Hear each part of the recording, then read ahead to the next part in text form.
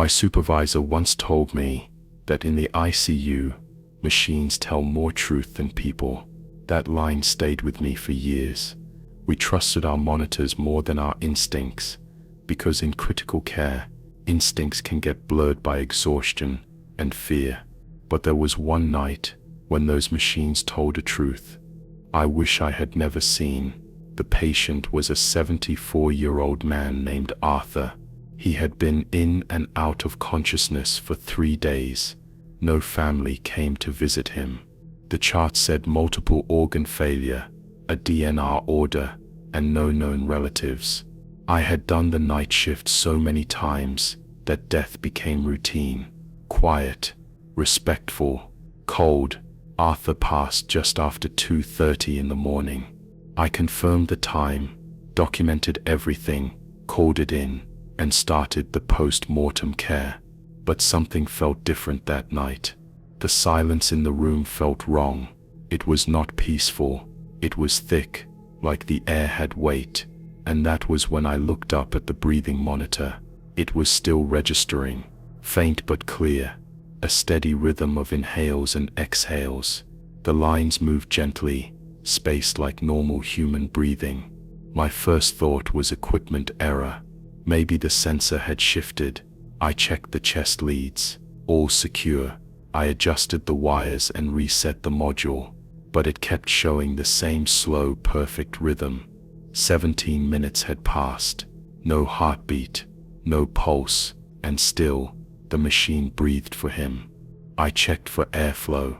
His mouth was still. His chest did not rise. I even held a cold metal mirror to his lips. No fog, no life. But the monitor told another story. I paged maintenance, hoping someone could replace the module. It was rare, but glitches did happen. While I waited, I stood by the bedside, staring at the monitor, unable to look away from the rising and falling lines. That was when I began to notice something stranger. The breaths were not random. They were too perfect. Each inhale exactly 3 seconds. Each exhale 4. I timed them again. They did not drift, not even a millisecond. Machines do not do that, unless someone is breathing through them. I checked again. Still no heartbeat, still no breath. Then the maintenance guy showed up. I told him the monitor was faulty. He looked confused and said those machines were new, barely 6 weeks old. He unplugged it, waited 10 seconds, and plugged it back in. The screen rebooted. The lines were flat. I finally started to breathe again.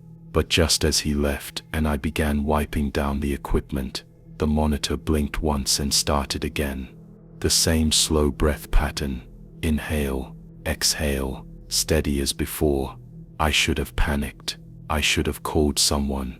But I stood frozen, staring. Something in my chest told me not to say a word, not to call anyone else in. I slowly walked to the machine and reached behind it to unplug the power entirely. The screen faded to black. I turned to leave the room, and that was when I heard it. A long, slow exhale right behind me. I felt it on the back of my neck, warm and real. My skin went ice cold. I spun around, but no one was there. Arthur's body was still lying in the same position, mouth closed, eyes shut. The room was exactly the same, except I felt like someone was watching me. Not just watching, but standing right behind me, with something to say. I backed out of the room and closed the door. I did not speak about it for days, but I started looking into the room's records. ICU room 3. I found something odd. Over the last 5 years, 4 patients had passed in that exact bed. All of them had one strange thing in common. Their monitors stayed active after death. One for 9 minutes, another for 13. One registered breathing for over 22 minutes. In every case, the attending nurse wrote it off as machine malfunction, but I found a note in an older report from a nurse who worked here long before I arrived. She said she had unplugged a monitor in room 3 and heard someone whisper, "Please, not yet." She retired the next week and left no forwarding contact. I spoke to one of the janitors, an old man named Felix, who had been cleaning this floor for more than 10 years. He was the only one who did not seem surprised when I told him what I heard. He said that years ago, when the hospital was being renovated, a patient had died during a power outage. The backup systems failed, and the staff could not reach him in time. He had been hooked up to a ventilator and left alone for hours. They said he suffocated slowly, awake the entire time. Felix said some nurses believed that man never left, that sometimes he clings to the machines, trying to breathe through them, even if someone else is in the bed. He said those who hear his breath should never turn around too fast. I tried to shake it off. I kept working my shifts. But room 3 kept pulling at me. Every time I passed it, I felt it, like something inside was awake, watching, breathing. Then one night, a new nurse on the team came running down the hall, pale and shaking. She had just finished prepping room 3 for a new patient and said she heard someone breathing in her ear, even though she was alone. I did not have to ask what kind of breath it was. I already knew. A long, slow exhale. I went back into the room with her. Everything looked fine. The monitors were off. The bed was freshly made. But as we stood there in silence, we both heard it again. Not loud, but unmistakable. A deep breath from behind the curtain. We pulled it open. No one was there. Just the empty bed. But the air smelled different, stale and warm, like someone had just left. After that night, I refused to do rounds in that room. I requested a shift change, and now work in pediatrics. It is brighter, louder, and full of life. I thought distance would help, but sometimes, when the halls get quiet, I still hear that breath, like someone behind me is borrowing my air for just a moment. So if you ever work in an ICU and see a monitor register breath after a patient is gone, do not wait too long. Do not unplug it alone. And whatever you do, if you hear breathing behind you, just walk away.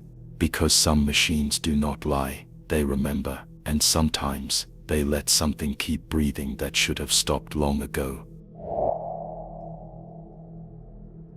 Nurses that in the ICU, the most unsettling thing is the silence, the constant beeping of monitors, the hushed voices of doctors and staff, the slow hum of the ventilators, all provide a strange comfort.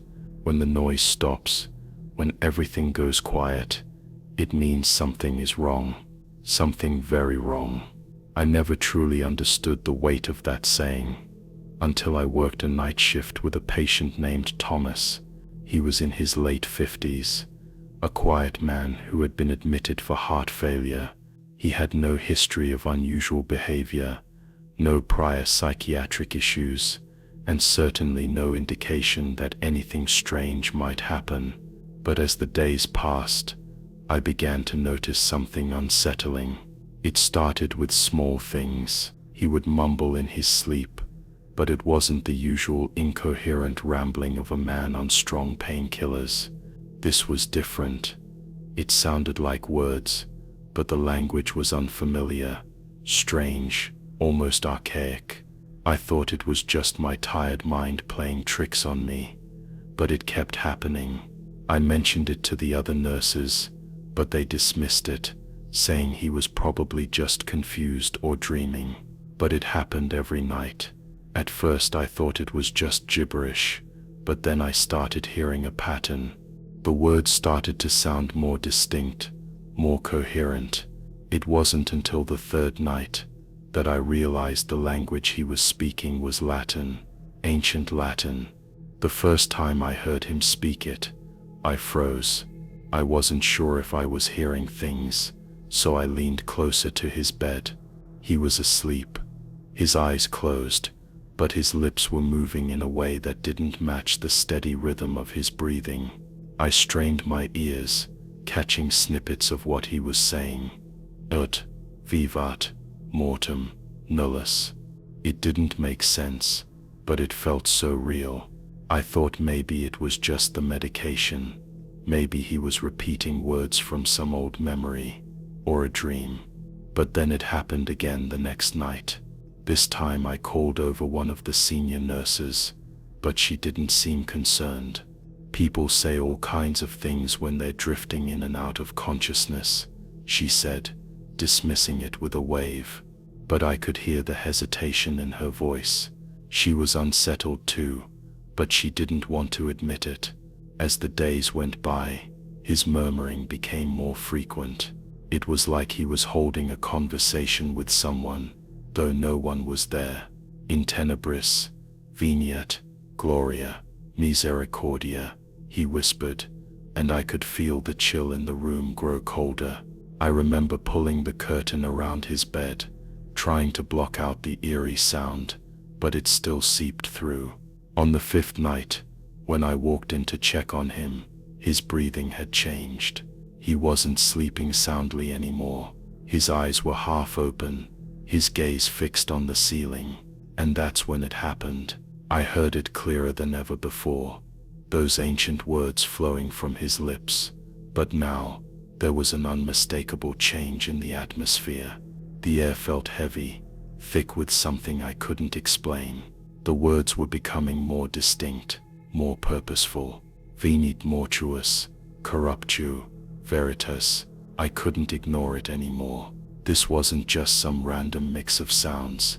It was deliberate. I felt a cold sweat break out on my neck. The room was still, unnaturally still. Even the usual beeping of the heart monitor seemed to be slower, more strained. I decided it was time to call in someone from outside. There was a priest who often visited our hospital for comfort care, offering solace to patients and families alike. He had been called in to administer the last rites to patients who were near death, and though he was a kind man, I couldn't help but feel a sense of dread when I called him in to visit Thomas. I told him what was happening, explaining the Latin phrases and the odd behavior. He listened in silence, and his expression grew more serious with each passing word. I remember him asking to see Thomas. We entered the room together, the priest holding his rosary tightly in his hand. As he stepped inside, the temperature seemed to drop. The air was thick, suffocating. The priest stood by the bedside, eyes fixed on Thomas. I could hear the whispering again, but this time, the words felt darker.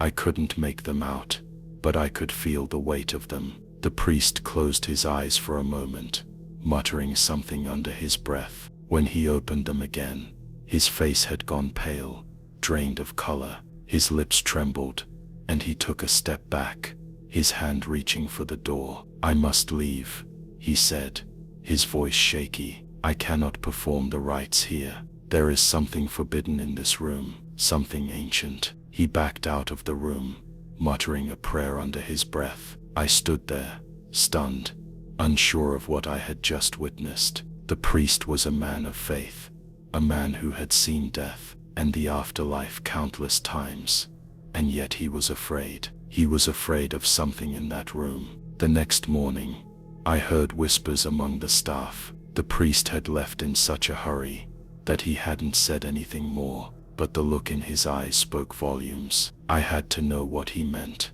so I did some research. I pulled up Thomas's medical history, but there was nothing unusual. No psychiatric issues, no history of speaking Latin, no religious affiliations. But as I dug deeper, I found something chilling. The phrases Thomas had been whispering matched exactly with an ancient prayer, one that was said to be used in forbidden rituals that were rumored to call forth spirits from the beyond. The more I read, the more my stomach churned. This was no coincidence. This was something darker. The whispers, the priest's reaction, the language, it all pointed to something that should never have been uttered. By the time the day ended, Thomas had passed away. The room was quiet once more, but that sense of dread remained. To this day, I can still hear the echoes of those ancient words in my mind, and every time I walk past that room, I feel the weight of what was said,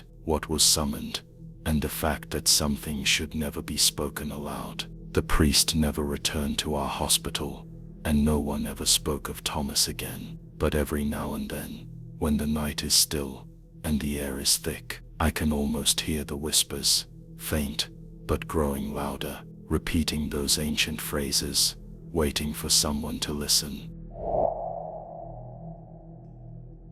The night shift at the ICU is always the quietest.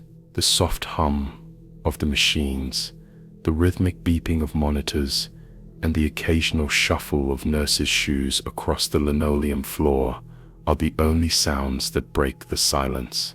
It is a routine, something I had grown used to over the years, that there's always a strange tension in the air during the late hours of the night.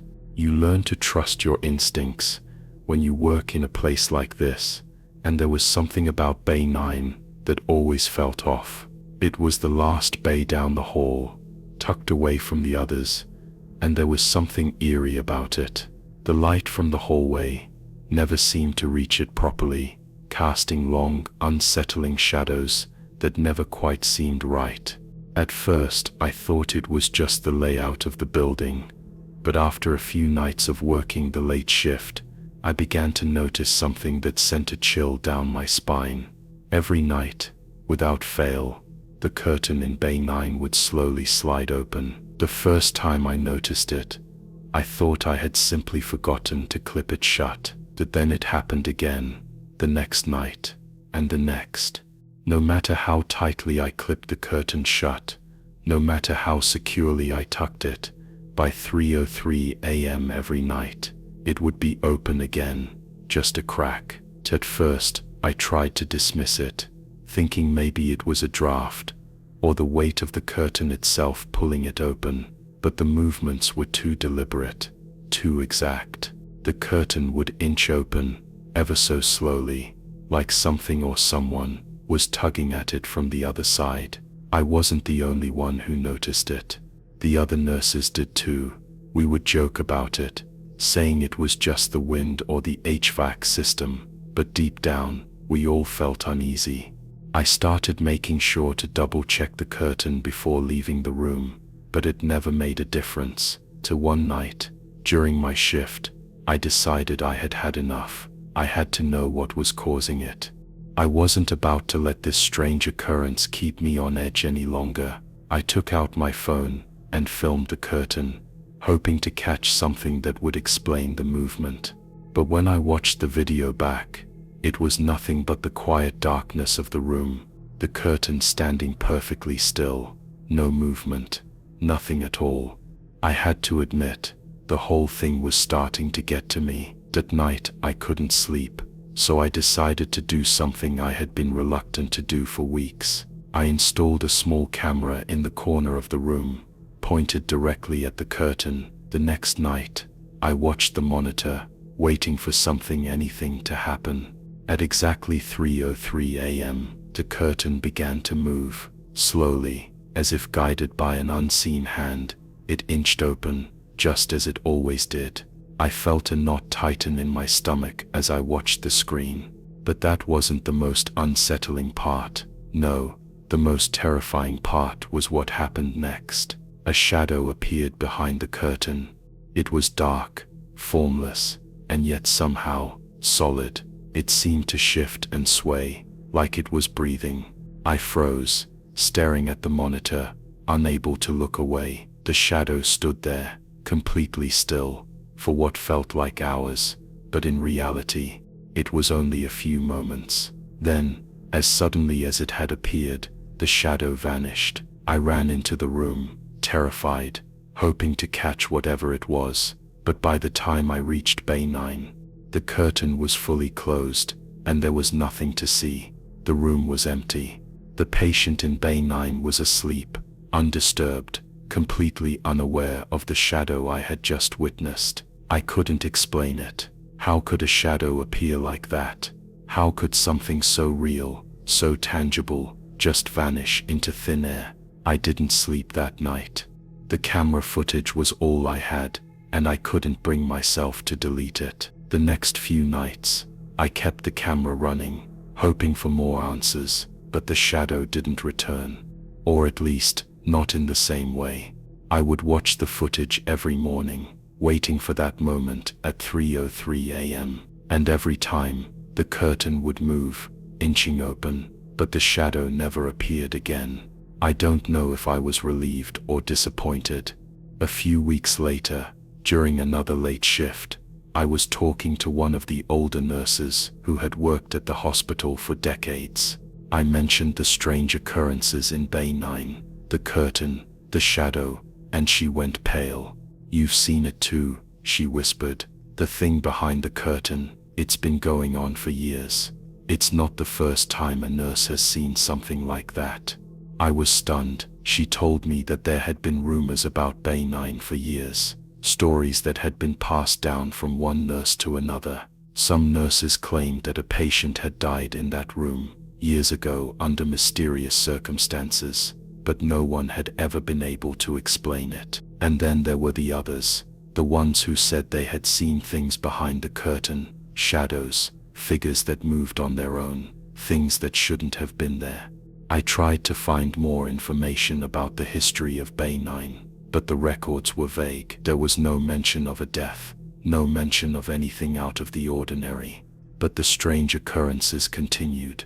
Every night, at 3:03 a.m., the curtain would slide open, just a little. Every night, the camera would record the same thing, the movement of the curtain, and sometimes the shadow, and yet, no one else seemed to notice. I'm not sure what to make of it all. Was it a trick of the mind, some strange coincidence, or was there something in Bay 9 that none of us could explain? All I know is that every time I walk past that room, I feel the hairs on the back of my neck stand up. The curtain is always closed, but I can't shake the feeling that something is still behind it, waiting for the clock to strike 3:03 a.m. again. It's strange how, after working in a hospital for so long, you begin to expect the unexpected. You become used to strange noises, odd happenings, and the occasional unexplained event. But even with all my years of experience in the ICU, there are some things that still send chills down my spine. One particular night, I received a call about a bed exit alarm going off in room 312. Nothing unusual, right? Except for one thing. Room 312 had been empty for days. The patient who had been there had passed away after a long battle, and the room had been cleaned, sanitized, and was now vacant. I checked the monitor on my phone and saw the alert again, the bed exit alarm. This time, it went off a second time. I called the unit secretary, asking if there was anyone scheduled to be in that room, but she confirmed that the room was empty, so I went to check on it myself. When I arrived at room 312, the door was closed as usual. I hesitated for a moment, then opened it. Everything looked normal. The room had been thoroughly cleaned after the patient's death, the bed made up perfectly. The alarm, though, was still going off. I silenced it, thinking it was just a glitch, but as I looked at the bed, I felt a cold shiver run down my spine. The bed looked untouched. No one was there, but something was wrong. The mattress, where the body had been just days before, seemed to have a subtle indentation on it. It was as if someone had just sat down, or more disturbingly, was lying down. But there was no one there. I stood there for a moment, trying to make sense of it. Maybe it was just the way the mattress had settled after the cleaning, or the weight of the freshly made sheets pulling it down. But I couldn't shake the feeling that something was off. It was like a presence was still in the room, something I couldn't see, but could feel. I turned and left the room, but the unease lingered. Over the next couple of days, the alarms went off again, always in room 312, always at odd times. I couldn't shake the feeling that something was wrong. I mentioned it to a few co-workers, but they dismissed it. They said it was just a glitch in the system, or a malfunction. I wasn't so sure. I decided to dig a little deeper. The next night, I went into the security office to check the footage from room 312. I wanted to see if I could find anything that might explain the alarm. At first, everything seemed normal, but then at around 2 a.m., something strange happened. As I watched the footage, I saw the bed, the mattress, which had been perfectly made earlier in the night, now seemed to shift. Slowly, the indentation appeared again, just like I had seen before. It was subtle at first, but it grew more distinct. It was as though someone was slowly lying down on the bed, their weight sinking into the mattress, creating a clear indentation, but no one was there. I felt a wave of cold panic wash over me. As I watched, I replayed the footage, hoping I was imagining it, but it was the same each time. The indentation grew deeper and deeper, as though the mattress was being pressed down by the weight of a body that was no longer there. I felt sick to my stomach. I had to know what was going on. The next morning, I went to the head nurse and told her what I had seen. She was skeptical at first, but after hearing me out, she agreed that it was worth looking into. We went to room 312 together, and when I showed her the indentation on the bed, she seemed just as unsettled as I had been. We called maintenance to inspect the alarm system, and they found no issues, but the feeling in the room was different. I couldn't shake the sensation that we weren't alone in there. The head nurse agreed to check the security footage with me, and as we watched together, I saw the indentation again. The bed seemed to depress under an invisible weight. We both stared at the screen in disbelief. There was no explanation for it. It didn't make any sense. The next day we both tried to find a reasonable explanation for the strange occurrences. I checked the hospital records to see if any other nurses had reported similar experiences in room 312, but I found nothing.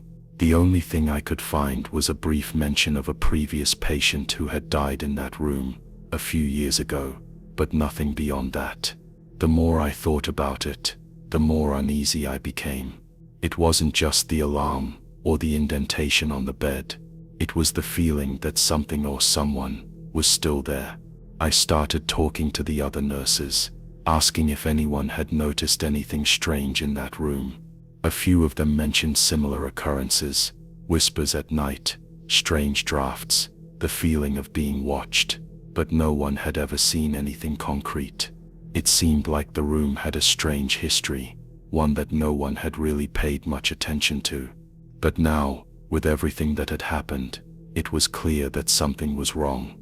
I couldn't help but wonder if the patient who had passed away was somehow still in that room, lingering in a way that defied explanation. Maybe it was the weight of the trauma they had endured, or maybe it was something else entirely. I didn't know, but I did know one thing. I couldn't ignore the signs any longer. One night, as I sat alone in the break room, I overheard a conversation between two nurses who had worked at the hospital for years. They spoke in hushed tones, as if they were afraid someone would overhear. "You know about room 312, don't you?" one of them asked. The other nodded solemnly. "It's always had a strange reputation. Ever since the fire in the 90s, people say the room is cursed." My heart skipped a beat as I listened. The fire, I had heard rumors about it, but I never thought it was relevant to the strange occurrences in that room. Apparently, the fire had taken several lives, and room 312 had been one of the hardest hit. No one had ever been able to explain why some rooms were untouched, while others were completely destroyed. And ever since then, strange things had been happening in that room. The bed exit alarms, the strange shadows, the inexplicable sensations. It was as if something had been left behind. I don't know if the fire had something to do with the disturbances, or if it was just coincidence. All I know is that room 312 will never be the same for me. After everything that happened, I can't shake the feeling that something is still there, pressing down on the mattress, waiting for someone to find out the truth. It was a quiet night on the ICU floor, and I was doing my usual rounds. The hospital had an eerie calm that night, The kind where everything feels too still, as though something is waiting to happen. I just checked in on Mr. Thompson, a patient who had been with us for a few days after a sudden stroke. He was a quiet man, mostly resting, only occasionally speaking in soft murmurs. But that night was different. As I walked into his room, I found him awake, staring at the ceiling. His eyes were wide, as if he'd seen something unsettling. But when I spoke to him, he turned toward me, his face pale. He said he would come for me when I'm alone. He whispered in a shaky voice. I could feel my stomach twist with unease. It wasn't the first time he'd said something odd, but this felt different. I had been his nurse for a few days, and I knew he wasn't someone who would talk like this. He wasn't the type to believe in ghost stories or strange occurrences, yet here he was, repeating these chilling words. At first, I thought maybe he was confused, or the stroke had affected his mind in ways we hadn't noticed. I reassured him, telling him that no one was coming for him, that he was safe here, but he just stared at me, his eyes wide with fear. When I'm alone, he repeated, his voice trembling. I couldn't help but feel a sense of dread settle over me. It wasn't the first time a patient had made strange comments, but something about Mr. Thompson's words felt different, as if he truly believed someone was going to come for him. As I turned to leave the room, I glanced at the clock. It was nearly 3 a.m. The hospital was still, as if the night itself had swallowed any noise or movement. I stepped out of the room to answer another call from the front desk, telling myself that Mr. Thompson's fear was just a side effect of his condition. When I returned to his room, just minutes later, I felt an overwhelming sense of wrongness in the air. The lights were dim, and the door was still shut, just as I had left it. But something felt off. I checked Mr. Thompson's vitals first, a routine action that I always did without thinking. His heart rate was stable, and his breathing was slow but steady, nothing out of the ordinary. But then I looked at his face. His eyes were open, wide, and unblinking. He wasn't breathing anymore. My heart stopped in my chest as I rushed to check for a pulse, but there was none. Mr. Thompson had passed away in the short time I was gone. I felt a surge of panic and confusion. How could this happen so suddenly? He was stable when I left. He had just been talking to me, albeit in a strange way. But this was not supposed to happen. I stood there, frozen for a moment, before I realized I needed to call for help. I immediately notified the charge nurse and the doctor on call, but something still felt wrong. It wasn't just that Mr. Thompson had passed away so unexpectedly. It was the feeling that something had happened in that room, something that I couldn't explain. The room was unnaturally cold, and the air felt thick, as if it were pressing down on me. After a few minutes, I walked over to the wall to check the motion sensor near the door.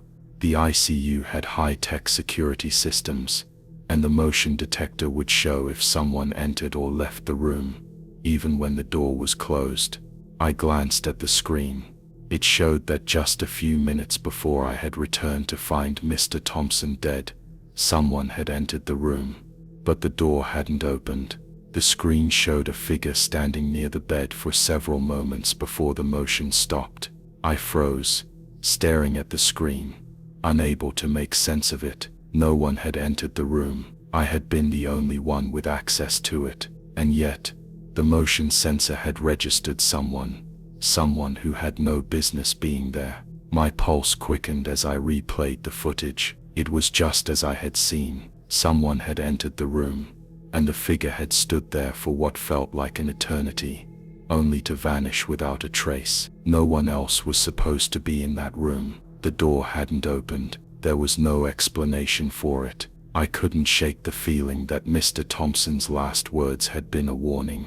He said he would come for me when I'm alone. Who was he talking about? And why had he said those words if no one had been in the room with him? The doctor came in shortly after, confirming what I already knew.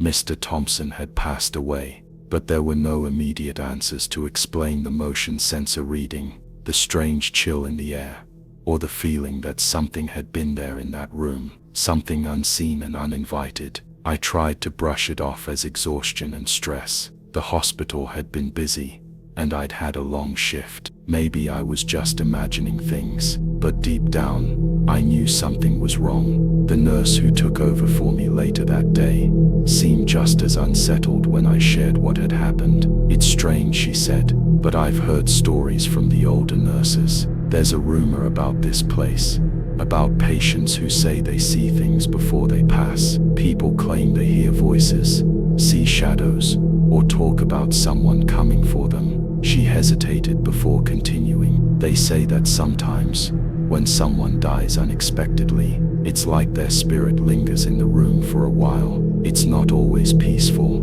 I didn't know what to think. Part of me wanted to believe it was just superstition, but the other part of me couldn't shake the thought of that figure in the motion detector footage, of Mr. Thompson's cryptic words. As the days went by, I couldn't stop thinking about that room, that moment. I couldn't stop wondering who had come for Mr. Thompson when he was alone. Was it the figure in the footage? Was it something else entirely? I didn't have the answers, and I still don't. All I know is that after that night, I never looked at that room the same way again. There are things that happen in hospitals, things that can't always be explained, and sometimes the dead don't leave when they're supposed to.